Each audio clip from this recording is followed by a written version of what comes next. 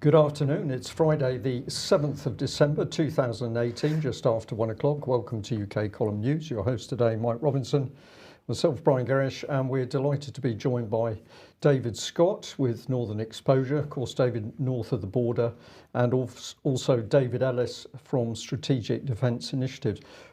An incredible news lineup, I think we have today, Mike, as these things unfold. Well, let's spend a couple of minutes on Brexit. I mean, don't really want to spend too much time on it. Of course, it continues to be a complete disaster with Theresa May saying she'll not delay Tuesday's vote.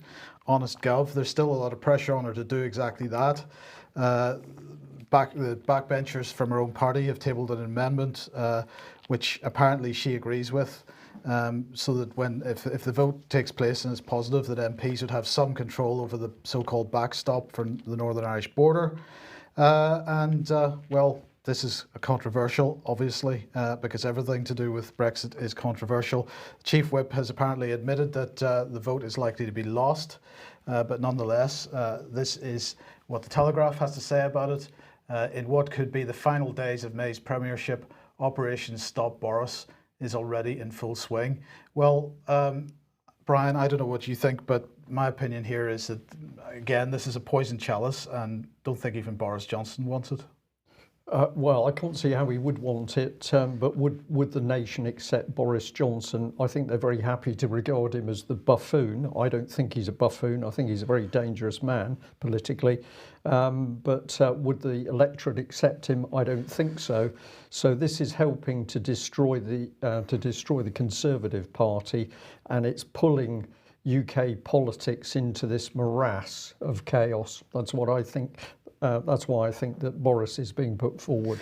But anyway, as I say, the backstop is the issue. So let's see what Theresa had to say about this. This was actually on Wednesday. She said the question is, do we go into the backstop? Do we extend the implementation period? What's become known as the transition period? And what we negotiated is that actually it's for the UK to choose which of those we want to go into. So that was her claim on Radio 4 on Wednesday. But the question is it actually true? Well, in fact, it probably isn't. In fact, it definitely isn't. Because if you look at the withdrawal agreement, Article 3 says that the UK may at any time before the 1st of July 2020 request the extension of the transition period referred to in Article 126 of the withdrawal agreement. But Article 132 says the Joint Committee may, before the 1st of July 2020, adopt a single decision extending the transition period for up to 1 or 2 years. So that's quite clear. Article 132 says it's the Joint Committee makes that decision, and that is a key word, joint, because that means UK and EU together.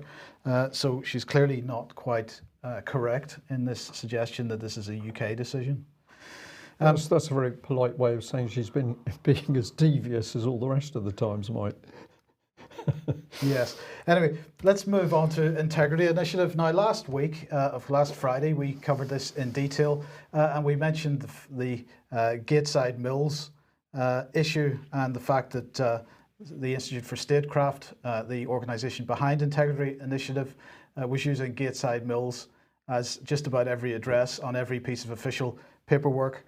And I mentioned that I'd asked the Scottish Charities Regulator for some comment on that. We finally received that comment, and this is what they had to say. It is an offence under Section 26 of the Charities and Trustee Investment Scotland Act 2005 to knowingly provide any false or misleading information or explanation to OSCR. When we receive a concern about a charity, we deal with it in accordance with our inquiry policy. So let me bring David Scott onto the programme at this point. Welcome to the programme, David.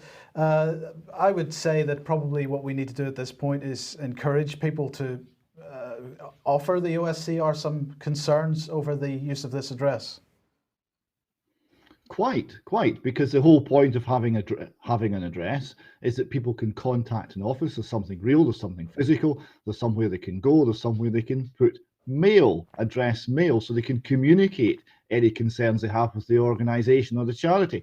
And of course, you can't do any of these things when it's an abandoned mill in Fife.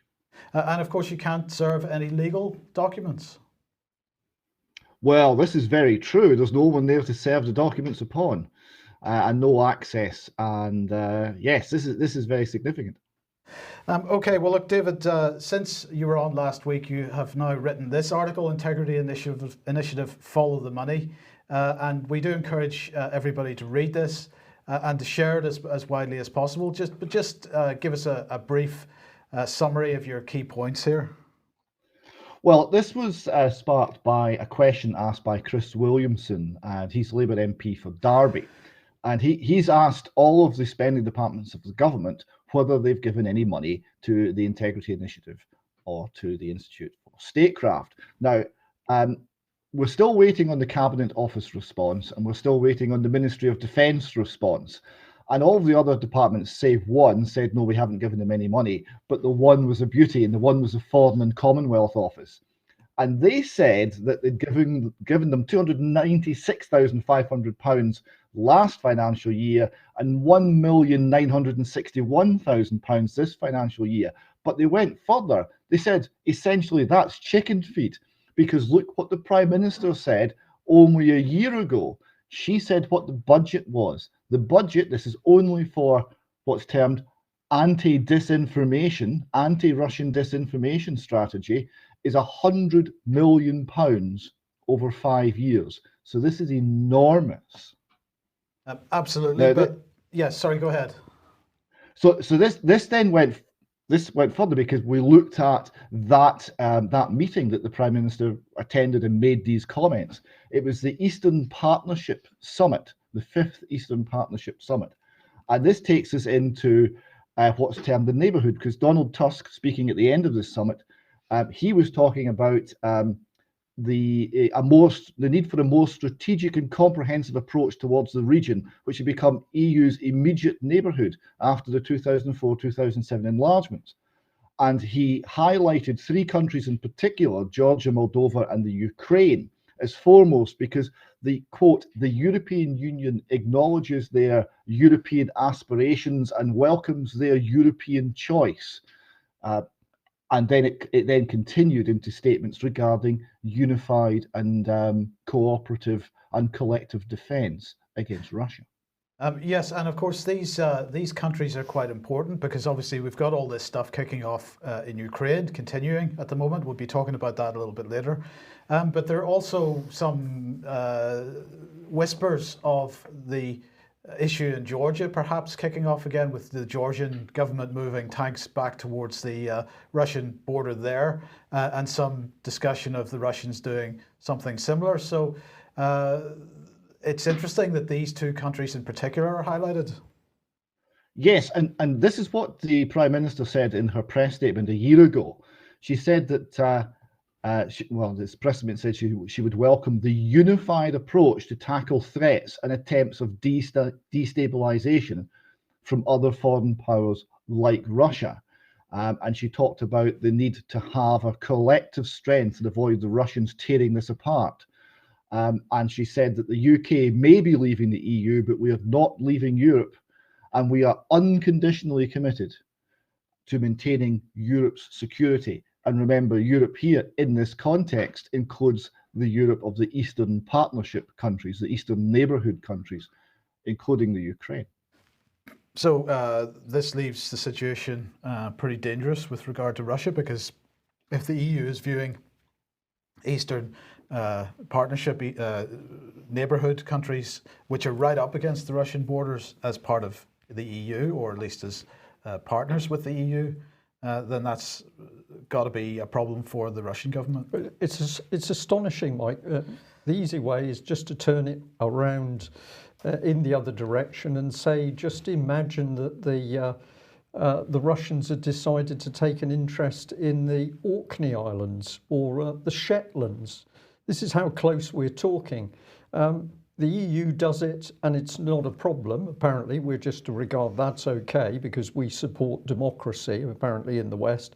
When the Russians react to having military forces brought right up on the borders, then they suddenly become the big bogeyman. But what I find most dangerous about this, Mike, is we now don't know who is actually making policy in UK. We don't know who's making defence and security policy. It's clearly not the Ministry of Defence. It's not civil servants. We've got people who have never been near the civil service selection process or any form of democratic process, apparently meeting in disused mills in Scotland to decide what policy is going to be in a military sense. Okay, it's cyber security in the main, but we're still talking about defence of the UK. Who are these people? What are their allegiances? Who's paying them? What are they connected with? We simply don't know. So it seems to me more and more that UK is not being run from Westminster by our elected government. We've got I'm going to say a cabal. Some of these people I believe are criminal, but that's for another day. But we've got a cabal running.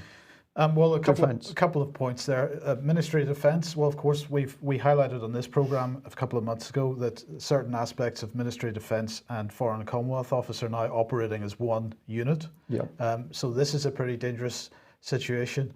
But with regard to the EU Eastern Partnership, David, I made the point in my article in Integrity Initiative that we have come across a document which shows that the Eastern Partnership itself is receiving money from the Foreign and Commonwealth Office, and in fact it's receiving money from foreign aid budget from the Foreign and Commonwealth Office. So a key point here is that when people worry about how much money is being spent on the foreign aid budget, this is not about putting food in the mouths of starving Africans. This is about Britain's foreign policy and Britain extending soft power. And in fact, it could be argued that perhaps it goes a little bit beyond soft power because it depends where that money goes at the end of the day. Yes, the foreign aid budget is about taking resources from poor people in Britain and giving them very often to rich people in other countries for political ends, and increasingly political ends that are not even recognised or discussed in our parliament, right, or cabinet or anywhere else, but are emerging from the shadows. If it's possible, Mike, if you could bring that little map back onto the screen just briefly, it's really striking because what you see here is the extent of the Eastern Partnership, and it's everything. It's all of the former Soviet states and Eastern European states that are not Russia and are not already in the EU. And we also have the southern neighborhood, and that includes very interesting places. That includes the Suez Canal zone. That includes Israel. That includes Syria. That includes Morocco. If you look into the some of the lead up to the First World War and what the hotspots were, there's quite a few there we've just mentioned. And you look at the whole thing and remember Turkey. There's moves already that we've discovered through this study.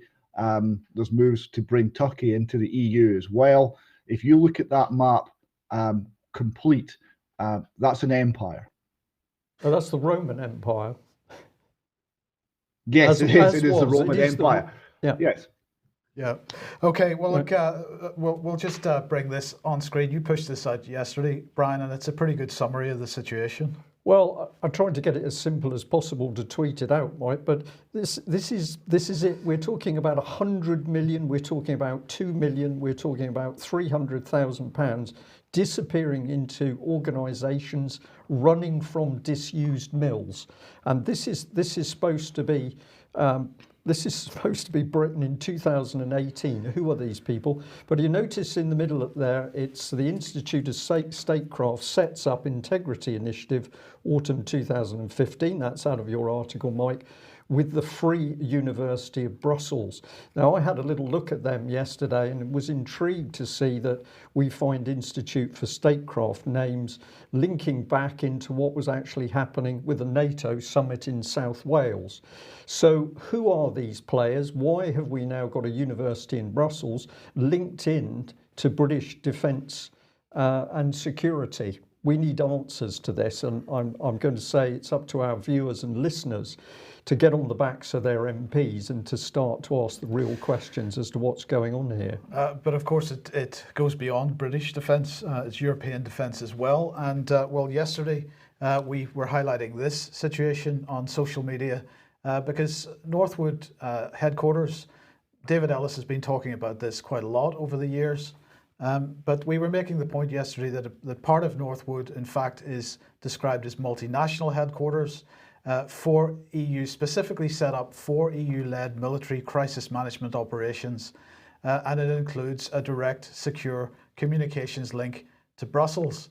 Now, the other thing that's on that screen at the moment is Skanska, £196 million PFI contract. Well, we'll come on to that in a second, but this is what the government document actually says. To meet the Chief of Defence Staff's directive to provide the core of an operational HQ and the core of a force HQ for European Union-led military crisis management operations, an MNHQ facility has been developed at Northwood. Now, part of our discussions yesterday, Brian, I asked you about these terms, operational HQ and force HQ, and we don't believe that these terms are some terms that were used in UK military pre-EU. So the force HQ in particular is an EU term. Yeah, I mean, I've got to be a little bit careful here, Mike, because obviously I was out of the Royal Navy in 1993. So we're talking quite some years ago from my experience, but I never heard of the term force, and I find it fascinating that it's now appeared here alongside the European Union. We talk in terms of the maritime headquarters, operational headquarters, but not force. I think that's a particularly interesting word. Well, it is, because if you look through any of the common defence and security policy documents, EU documents, force HQ, operational HQ, these terms are littered all the way through those documents. So this is a European term, in my opinion. But anyway, it goes on to say the facility is located in building 410, in the same building as the permanent joint headquarters, and part of it has already been activated to provide an operational HQ for command of the EU-led counter-piracy operation, Operation Atalanta. The whole facility provides essential infrastructure for multinational staff based around a permanent joint headquarters nucleus, and is provided with a direct secure communications link into Brussels. So let me bring David Ellis into the programme at this point. David, welcome to the programme. What are your thoughts on this? It's laid bare, isn't it? Everybody can see there the plain deception that's going on, and it dovetails in completely with the so this is obviously the government deceiving our own MPs, because at the time when this was going on, of course, under David Richards, when I was in Parliament lobbying to get some sense on what was happening with EU military unification, everybody was in total denial that nothing was happening, when clearly, obviously, it was. So the MPs have got to think for themselves. As you quite rightly said, the policy is not being made in Parliament at all. It's being made externally. It probably, as you're right, Brian, it isn't even being made within Whitehall. It's being made somewhere else. So David, just let me come back to this point for a second. You're saying MPs have to think for themselves, but the fact of the matter is that is a government document. That text is there to be read, not just by us or the public, but also by MPs. But they don't seem to be reading it. What they seem to be relying on, based on seeing the replies to people's queries about this subject. Whenever people write to their MPs, they get a stock answer back. So what they seem to be relying upon is short parliamentary briefing documents. They're not sort of then going and doing their own research, as we like to say, and looking at the documents that the government are actually publishing on the government website. That's completely correct. I mean, this one single document there completely trashes the multiple letters that we've got back from people that have approached their MPs on this basis nationally, where they're getting almost a template letter back as a reply. That these MPs are just simply not looking at this, and it is so apparent there is an EU military operational headquarters there, and it dovetails in with one in Brussels, because there's a secure link to it. It says in black and white. So this denial that there is no unification going on, we've got to get the lid off this. And I think that this whole thing that fitting in with the integrity initiative, because really what's going on there, they're saying it's sort of to counter Russian disinformation. Actually, what's going on is this is a disinformation campaign aimed at getting EU global repositioning of the political position and the geographical position there, through without anybody really seeing what's going on, because as that map alludes to, you're quite right. That's the old map of the Roman Empire. Yeah. And they're looking to sort of reinvigorate it, which can only mean one thing if they're looking down the empire route, and that's war. Yes. Okay. Well, look. Let's bring this in here, because this is Skanska, and Skanska, Swedish company, or it's a multinational company, but originally a Swedish company. They have landed according to this headline from Construction News, the £196 million Carillion MOD contract. So the contract for facilities management at Northwood was held by Carillion. Carillion, of course, has gone out of business. So this article from a couple of days ago saying that Skanska has now won that, and what they're saying is this is part of the 13-year private finance initiative contract. Skanska will deliver all non-military support activities on the site until 2031. The agreements will see it provide buildings maintenance, grounds maintenance, and IT communications infrastructure support for the MOD. Around 2,500 military personnel work at the Northwood HQ, which acts as headquarters for the UK military, NATO maritime, and an EU operations headquarters. So this is in the public domain, because here's a mainstream construction news outlet stating it. And yet our MPs deny it. But the thing that I found particularly interesting about that is that IT communications infrastructure for a Ministry of Defence establishment would be outsourced to a third-party company like Skanska. David? It's staggering. I mean, I've got to say, every day's a school day with this job, isn't it? What we're learning and uncovering. And this just really, really bears out Brian's comments. You think you're dealing with government, but you're not. You're dealing with something else. And this is the command and control centre for the British Navy and the British nuclear deterrent, and NATO, and the EU's military wing. So this is, that's the snapshot. This is what unification looks like. If anybody wanted to see in a quick 2 minutes, what does EU military unification look like? It looks like this. This is the picture. How on earth, somebody answer me, that you can have any kind of closed security here within this environment? Because there's so many different interests and so many different groups, so many different agendas. It's impossible. Surely, if there was enemy agents in there, they would know where our submarines were pretty quick. I just don't accept that this is anything like what people in the general public think. England expects every man to do their duty. Well, what on earth's going on here? Yeah. I'd only just have to reinforce that.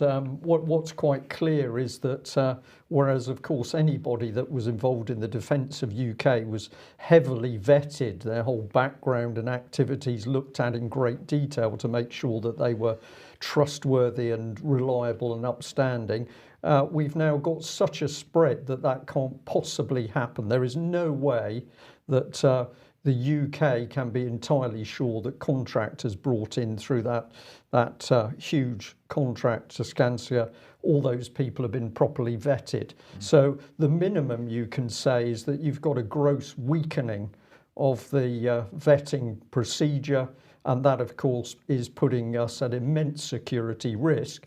And the irony is this is just as the government would have us believe that the Russians are actually ramping up their ability to get inside our military domain. So this is farce. On one hand, what the government tells us about the defence situation versus what we see on the ground, two completely different things.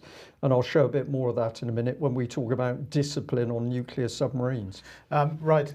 Now, yesterday on LBC, Nigel Farage had this programme, and something interesting happened. And I suggest if you're watching this on video, just watch closely Nigel's face. Let's get straight to the callers. Let's see how much fatigue there is out there. Let's go to Torquay. Speak to David, a new caller. Good evening, David. Very good evening to you, Nigel. So, are you fatigued by Brexit? Oh, very much so. Been fatigued with it now since the start of the process. Yeah. And the reason for that is right from word go, whilst everyone is talking about currency union or customs union or all this sort of thing, nobody has ever come near the military union or the military unification aspect, and this is being held out of Brexit, and this is a vital part of what's been going on with May's deal right from the word go, during and prior. It's woven all the way through her deal, and it's cloaked in cloaked EU language. And I feel that we're almost going to need Keir Starmer to have another humble address to get the lid off it, and actually include the British military, Her Majesty's Armed Service, into Brexit, that we must leave with our military, because at the moment, Nigel, we are not. Well, David, I have talked about this, as you know, ever since I had that debate with Nick Clegg on LBC back in 2014. When he called me a dangerous fantasist because there'd never be a European army. And then we saw the other day, David, you may have seen the picture, 3rd Battalion Parachute Regiment. Correct. Yes. Well, it was my company that pushed that out into the public to get it leaked. Okay. Well, well done, you. The mainstream were not doing anything with it. Okay. But Well, the other thing we've discovered today is that at Royal Navy Nuclear Deterrent Headquarters in Northwood is an EU military crisis centre with a direct secure comms link back to Brussels. Now, all the while David Cameron and May have been saying that they're going to veto the HQ, it already exists at Royal Navy HQ. Do you think, David, if there was a second referendum and the public became more aware of what the implications of a EU army are, that it would bolster the Brexiteer cause? It would do, but we need to use the right terms of reference. It's military unification, and this is where it concerns Okay, all right. British So people. you're not actually fatigued by Brexit. You want us to know more about it. We need the detail, and the general public, if they wholeheartedly knew about military unification, David, they would support. David, I couldn't agree more. One of the reasons I flagged it. So, first point, he said that he has talked about it, but of course, Nigel Farage has talked about it in terms of EU army, David. And the key point you were trying to make there is you've got to use the correct terms of reference. And it seemed to me that as soon as you brought up the words military unification, he was speaking over the top of you absolutely immediately. He does not want this term used. That's how it looked to me. Well, he's saying that he's spoken about it. But what he's spoken about is EU army, and that's, as we've been saying, is a completely disingenuous term. So it's useless. It's not telling anyone anything. What we're dealing with is pan-European unification of national military into single point command and control. And we have to talk about military unification, military union. And each time I said either unification, he instantly spoke over me. And at the point where I'm saying that we could find a majority, he spoke completely over me, because if the general public did know about this, there would be a massive outcry. Because, as I've had confirmed to me this morning from a top inside Tory source, is that this is being whipped from within the party. There is a whipped silence, and that whilst the general public thinks that we're leaving the EU, our military and security and our key industry is not leaving. And Nigel there saying, he's talking about it and this thing about Nick Clegg and all the rest of it. We'll talk about military unification then, Nigel, and then we'll know, this is our litmus test now. Are you really involved with Brexit, actually leaving the EU? Because if we don't leave with our military, the nation hasn't left the EU, because the nation and the military are hand in glove. It's a cornerstone of our state table. So, I found it very interesting how long it took me to get on that show, several weeks. And I've got to say, at the very point of really making some traction, some progress, to get some sense made of this, all he wanted to do was talk over me, cut me off, and get the next caller. Yeah. That was just... I'll say, David, that was just so obvious, and it was the little sideways glance he gave at the beginning when he realised that he was going to get something different. He looked sideways. I think he was looking at his LBC hosts there. But I have warned for many years that this is a highly duplicitous man, because he says, oh yes, I've been talking about an EU army. Well, he's mentioned an EU army, but of course that is in itself a diversionary subject, because as you say, it isn't an army, it's for EU military unification. Let's have a little look at how UKIP and how Nigel Farage has fitted together. So we'll bring in UKIP, and we're going to label them as originally, I've called them dark blue rinse Middle England. What I mean by this is a lot of soft Tories quickly moved across to UKIP, but essentially UKIP was Middle England. It was very measured, most of the people very patriotic. They certainly weren't into demonstrations on the street or violence, and that was a very good position to be for the agenda, which was simply against the EU. Well, of course, the referendum came up, 17.4 million people voted leave. This should have been at the point at which UKIP really took off. All of those 17.4 million were prospective members of UKIP. They were prospective people to support UKIP as a political party. But what happened at that key point, Nigel Farage announced he was going to leave politics. He gave all sorts of reasons. He'd been warned off, he was frightened, he was tired, but he didn't actually leave politics. We'll come back onto that in a second. Who comes in next? It's Henry Bolton. He is an EU man. This man has worked in EU security. He's clearly not that unhappy with the EU because he was happy to take a job from them, but he was also the favourite put forward by Nigel Farage himself. And within no time at all, the reputation of UKIP wrecked because his young lover started to make what was regarded as being racist comments. So what did Nigel Farage do? Well, he turned up on the Trump political stage. He didn't leave politics at all. He deserted all of the people in UK and simply turned up to make a big name for himself in America. Meanwhile, we've got Bolton replaced by Gerard Batten, who immediately started an anti-Islamic crusade, which of course diverted public attention away from the key issue of leaving the EU onto a very, very emotive subject. What does Farage do? Well, he sits in the wings starting to call for a second referendum. But we'd already won the first referendum, so this is more duplicity by Farage. Meanwhile, Batten takes the party further extreme by appointing Tommy Robinson as an advisor. And then, of course, we start to get an exodus of people from the party. Nigel Farage sits in the wings, stirring the UK pot by criticising Batten for what he's doing, criticising the way that the party's going. But, of course, Farage had already betrayed it. And where do we end up? Well, we now end up with a demonstration coming up where we've got UKIP effectively rebranded EDL with Tommy Robinson, and they're going to take to the streets. So in a very, very clever play of politics, we've got UKIP taken from being moderate to extreme, and that leaves a big hole in UK politics to bring in the centrist party with the likes of Tony Blair in the wings. And just before I pass it over for comment, all of this stuff is in the public domain. It's simply a question of having a look and seeing what you've got.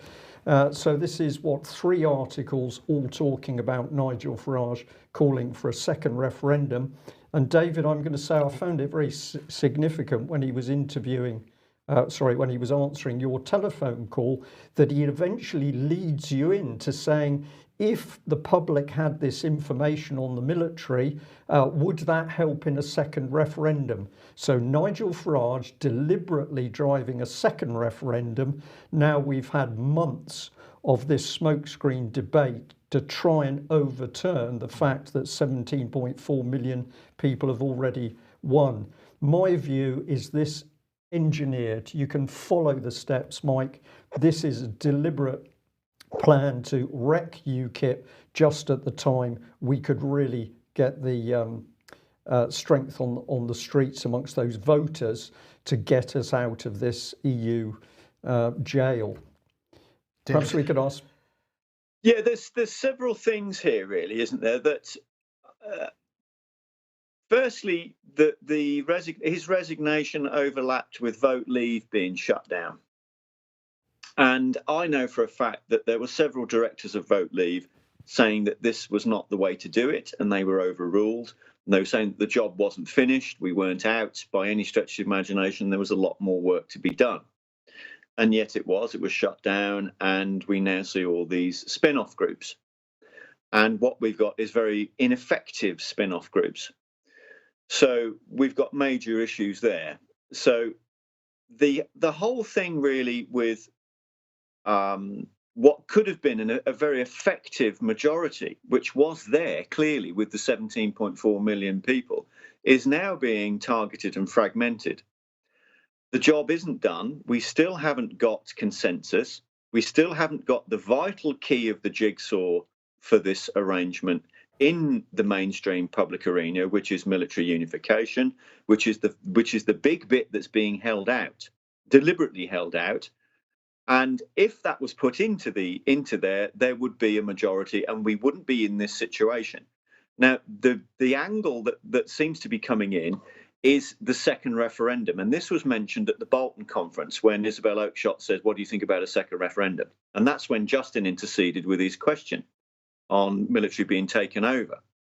And we have the revelation from David Davis. But the thread right there from Leave Means Leave was a second referendum.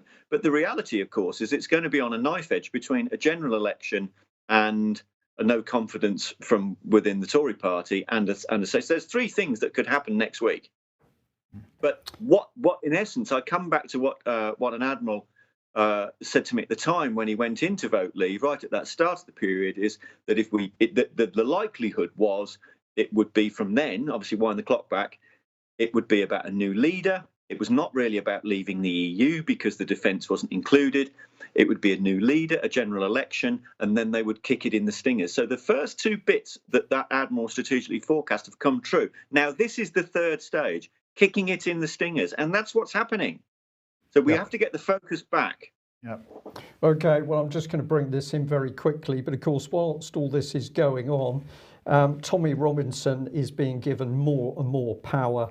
And I want to highlight the fact that he has cynically stepped in to try and use child abuse as a subject to help his campaign. Melanie Shaw's been the main focus, and he's been doing this on the back of the fact that he's supported and financially funded by this extremely pro-Israel, pro-Zionist think tank, the Middle East Forum.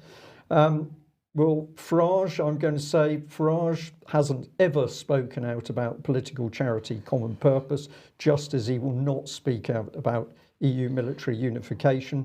But I find it very interesting that even if we look at Nigel Farage, we come into UKIP Friends of Israel, we're back into this massive power of the state of Israel, even behind UKIP.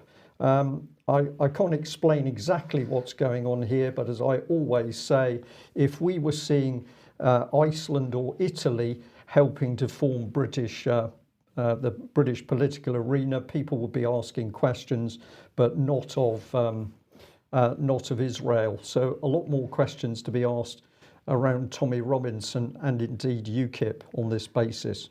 David Scott, what are your thoughts on that? Well, just a quick bit of news.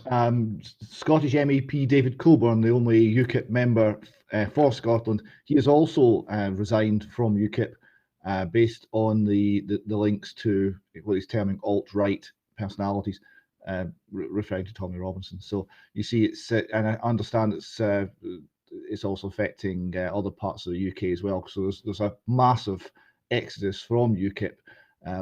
And it seems to be in the process of either being destroyed or becoming something quite different.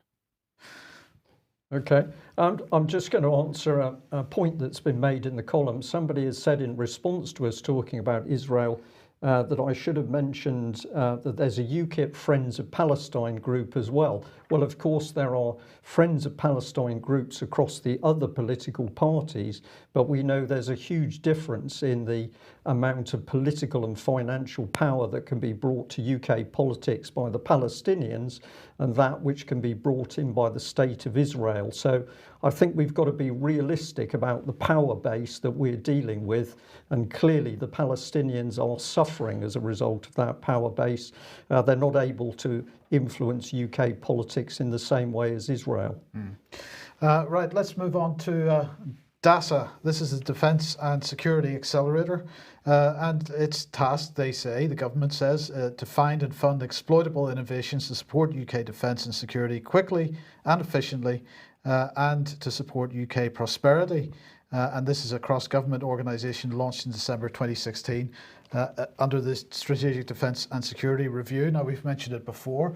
Why are we mentioning it now? Just because, this press release that they've issued today says that it brings together the private sector, academia and government organisations to co-create pioneering solutions to address defence and security challenges.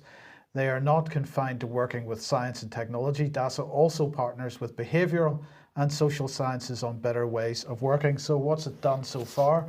In the first 2 years, it has run 26 innovation competitions. It assessed 1,461 proposals from creative companies and individuals, and it's invested £42.1 million in 278 projects.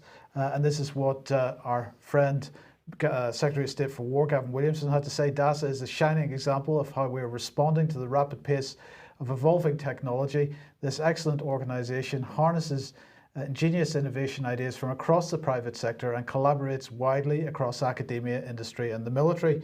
And this is the key point. And I just want to remind everybody what the head of MI6, Alex Younger, said in his speech that we were talking about on Wednesday. He said, security in the hybrid world is therefore all about who can partner to the greatest effect. In the UK, we call this the fusion doctrine, and it involves drawing together all our national capabilities. And this is the key point here. This is what this represents, this fusion doctrine. This is what we're saying, David Scott, with the Integrity Initiative, the fusion doctrine at work. Absolutely, yes. The Integrity Initiative is simply one part of a much bigger picture. It includes, as the Prime Minister's press release from 2017 revealed, it includes EU military unification, and it includes the fusion doctrine, which is joined up government to the ultimate degree, sharing of information and using every aspect of the nation, but using it in ways that you and I do not get to comment upon, decide upon, or even know about. Indeed. So, Brian, where does that take us? Well, I'm just going to bring this up on screen very quickly. This is an article which appeared over the weekend. I read it with, I think horror is the right expression. So we have a fight not between sailors from nuclear submarines, but between officers. And in the fight, which involved officers, I believe, from more than one submarine, Artful was one, can't remember the other one's name, but a female officer had her jaw broken, or it was suspected that she had her jaw broken. This is outright breakdown of discipline. What was going on board the submarine to foment this fight? Well, who knows? Sexual favours, drugs, whatever. But the minimum you can say is this represents absolute breakdown of discipline on one, maybe two of Britain's nuclear submarines. And of course, this has all come in on the policy that has been unleashed on the Navy by the government to decimate it for EU military unification. So numbers of the units have cut. That's caused huge stress by people who've still got to cover the roles.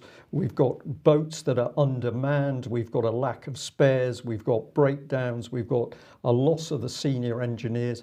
And on top of that, we've got this vicious diversity and sexual equality policy, which is now coming home to roost. We are seeing the same sort of breakdown, of course, in the US Navy, collisions occurring as a result of this sort of thing. This is not accidental. This is political policy to ensure that our military can't act alone under a sovereign nation's control. So I'll leave it there. Have a look at the article yourself, but absolutely shocking report. I think we're just about out of time. Okay. David Scott, perhaps you might like a couple of words. We've been heavily focused on other matters, so. Well, just one thing before we finish. One of my friends on Twitter recommended a few books. One of them is this, the autobiography of Alex Douglas Hume. Critically, it's described, its title is The Way the Wind Blows. Now, what this shows is the nature of conservative policy post-war and it was very much finding an accommodation with the general way the wind blows, the way the wind was then blowing. What it wasn't based on was any strong conviction. It wasn't based on any far-sighted vision. It wasn't based on any clear understanding of what it was to be British, other than a kind of continual compromise with events. And the giving away of sovereignty to the EU was done simply as the next thing to do, the next bit of business. There was no appreciation for the nature of what that organisation would become. And there was no appreciation for the fact that the British people are made of stronger stuff. So what I've concluded from reading that is that represented a world which I remember post-war, post-empire, through industrial decline. And I wonder whether the British are now starting to find out again what it is to be British and value that all over again. Yeah. David, thank you very much for that. We had other subjects to discuss. We'll try and bring those into our news next week, but thank you both very much for joining us. That's it for today's UK Column News. We'll ask our viewers and listeners, as always, not just to take on board what we've said, but to research it. And if you agree with the analysis that we're producing, then get on to those MPs, get on to your local councillors, start asking the key questions of just who is running Britain in 2018 and why Theresa May is lying to the nation over Brexit. That's it. Thanks very much. Bye-bye.